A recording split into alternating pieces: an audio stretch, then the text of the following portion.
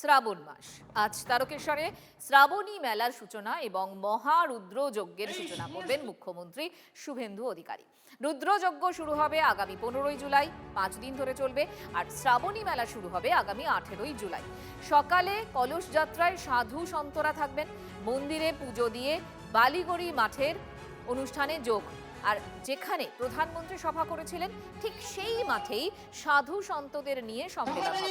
দুপুরে সম্মেলনে যোগ দেবেন মুখ্যমন্ত্রী, কার্তিক মহারাজ সহ অন্যান্য বিশিষ্টরা। আর তারকেশ্বর ঢোকার তোরণ আলো দিয়ে সাজানো হচ্ছে, যেখানে চন্দননগরের আলোকসজ্জা থাকছে। মানে বেশ অন্যরকম একটা ভাবনা রয়েছে এবং প্রথম বাংলায় অন্তত এ ধরনের একটা ছবি আমরা দেখতে চলেছি। আর কি কি তৈরি হচ্ছে, আর কি কি ব্যবস্থাপনা রয়েছে, সবটাই জানবো। প্রদীপ্ত কান্তি ঘোষ আমাদের সঙ্গে রয়েছেন, আমাদের প্রতিনিধি জানাবেন। প্রদীপ্ত। 50 লক্ষ ভক্ত শ্রাবণী মেলায় আসবেন এমনটাই আশা করছেন রাজ্য সরকার, এবং সেই জন্যই বন্দোবস্ত সেভাবেই করা হয়েছে। নবরূপে এবং নব সাজে এভাবেই বলা হচ্ছে রাজ্য সরকারের তরফ থেকে। এবং আগামী 16ই জুলাই অর্থাৎ আগামী বৃহস্পতিবার থেকেই এই শ্রাবণী মেলা শুরু হবে এবং তার জন্য প্রস্তুতি একেবারে শেষ পর্যায়ে। এবং আর কিছুক্ষণের মধ্যেই আমার সহকর্মী কুণাল যে ছবিটা তুলে ধরছে, আর সেখানেই আর কিছুক্ষণের মধ্যে সেই মঞ্চে এসে পৌঁছাবেন রাজ্যের মুখ্যমন্ত্রী। এবং এই রাজ্যের সনাতনী ভাবধারা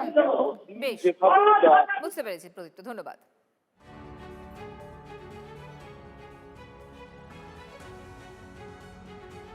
বর্ষার দুই উৎসবেই কল্পতরু বাংলার নতুন সরকার। শ্রাবণী মেলায় বৈদ্যবাটির নিমাই তীর্থ ঘাট থেকে তারকেশ্বর মন্দির পর্যন্ত যে রাস্তা, সেই রাস্তা সাজানো হবে চন্দননগরের আলোয়।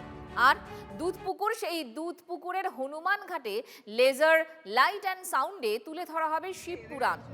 মন্দির চত্বর থেকে 200 মিটার পর্যন্ত 18ই জুলাই শুরু হচ্ছে শ্রাবণী মেলা। পুণ্যার্থীদের উপর পুষ্পবৃষ্টি হবে হেলিকপ্টার থেকে। তারকেশ্বরের ধামের উন্নতিতে 15 কোটি টাকা দিচ্ছে সরকার। পুণ্যার্থীদের জন্য 5টি রুটের স্পেশাল বাসও চলবে।